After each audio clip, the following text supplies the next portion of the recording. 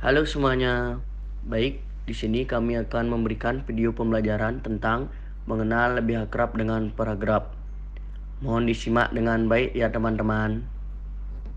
Apakah yang dimaksud dengan paragraf?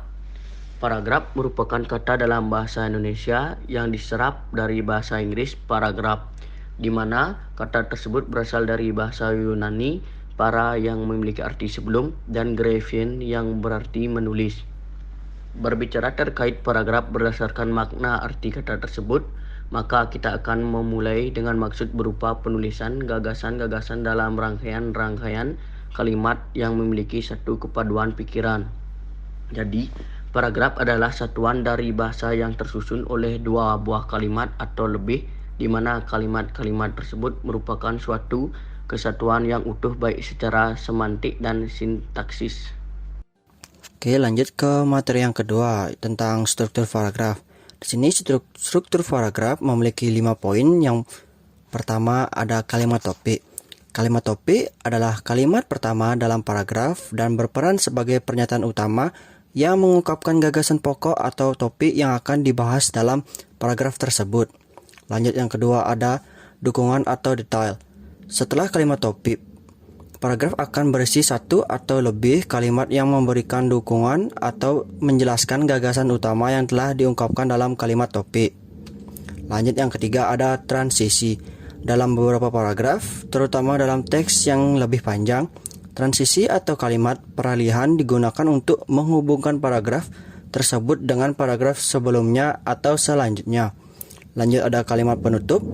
Kalimat penutup adalah kalimat terakhir dalam paragraf dan digunakan untuk merangkum atau mengakhiri ide-ide yang telah dibahas dalam paragraf tersebut. Yang terakhir ada kohesi, di mana kohesi ini seluruh kalimat dalam paragraf harus terkait secara logis satu sama lain. Ini berarti bahwa ada hubungan yang jelas antara kalimat-kalimat dalam paragraf, sehingga pembaca dapat mengikuti alur pemikiran dengan mudah. Baik, selanjutnya materi yang ketiga yaitu jenis-jenis paragraf. Jenis paragraf berdasarkan letak kalimat utamanya. Ada 3 yaitu paragraf deduktif, suatu paragraf yang kalimat utamanya terletak di awal paragraf. Paragraf induktif, suatu paragraf yang kalimat utamanya terletak di akhir paragraf. Paragraf campuran, paragraf yang kalimat utamanya terletak di awal paragraf dan ditegaskan kembali di akhir paragraf. Jenis paragraf berdasarkan ekspresi atau pengungkapannya ada 5 yaitu paragraf narasi, paragraf yang gaya pengungkapan bertujuan atau menceritakan mengisahkan rangkaian kejadian atau peristiwa.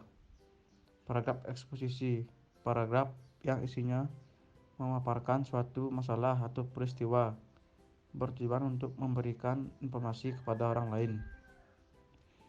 Paragraf deskripsi yaitu paragraf yang isinya menggambarkan suatu keadaan atau peristiwa dengan kata-kata sehingga para pembaca seolah merasakan, melihat, mendengar, dan mengalami langsung keadaan atau peristiwa tersebut.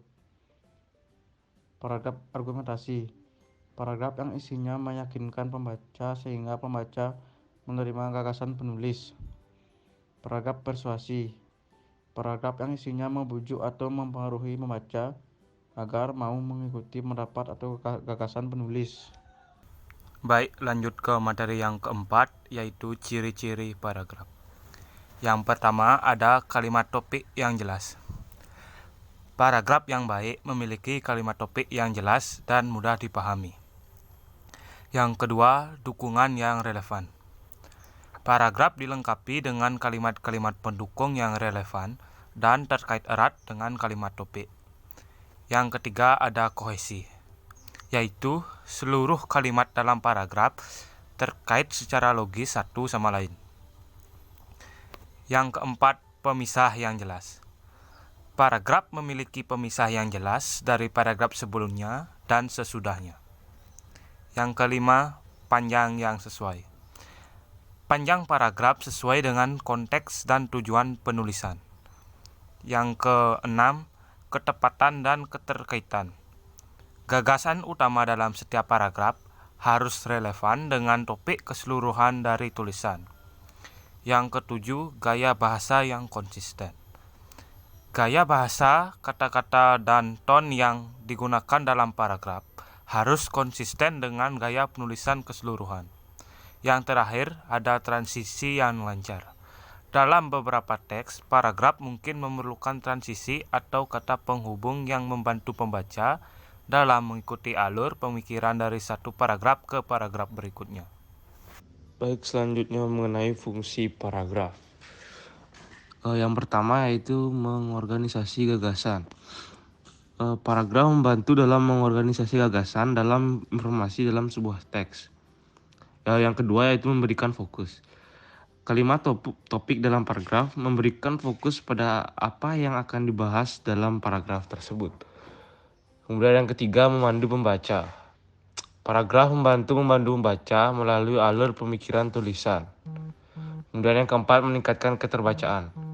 Paragraf yang baik membantu meningkatkan keterbacaan teks. Dan yang kelima, pemahaman yang lebih baik. Paragraf membantu pembaca untuk memahami informasi dengan lebih baik lagi. Kemudian yang keenam, menggambarkan hubungan. Paragraf juga dapat digunakan untuk menggambarkan hubungan antara gagasan-gagasan dalam teks.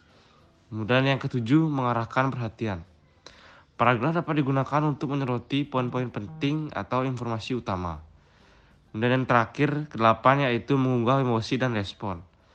Paragraf dalam narasi atau teks persuasif juga dapat digunakan untuk mempengaruhi emosi atau respon pembacanya.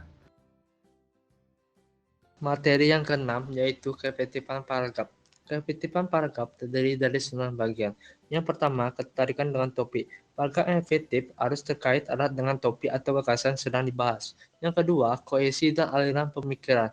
Kalimat dalam paragraf harus berhubungan secara logis satu sama lain. Yang ketiga, keterbacaan. Penggunaan tanda baca dan spasi yang tepat antara paragraf sangat penting untuk memastikan keterbacaan. Yang keempat, tujuan yang jelas. Paragraf harus memiliki tujuan yang jelas. Yang kelima, kalimat penutup yang membangkitkan kesimpulan. Paragraf yang efektif seringkali memiliki kalimat penutup yang merangkum poin-poin penting atau memberikan perspektif pada apa yang akan datang dalam teks selanjutnya. Yang keenam, gaya bahasa yang sesuai. Gaya bahasa dan kata-kata yang digunakan dalam paragraf harus sesuai dengan konteks dan tujuan penulisan. Yang ketujuh, bukti atau pendukung yang kuat. Paragraf persuasi atau eksposisi yang efektif memerlukan bukti atau argumen yang kuat untuk mendukung gagasan utama. Yang ke-8, transisi yang lancar. Jika paragraf ini menghubungkan dengan paragraf sebelum atau selanjutnya, penggunaan transisi yang lancar membantu dalam menjaga alur pemikirannya kohesif. Yang ke-9, kejelasan dan kesederhanaan. Paragraf yang efektif harus jelas dan sederhana. Hindari kalimat yang rumit atau informasi ambigu yang dapat membingungkan pembaca. Sekian video pembelajaran dari kami ucapkan terima kasih.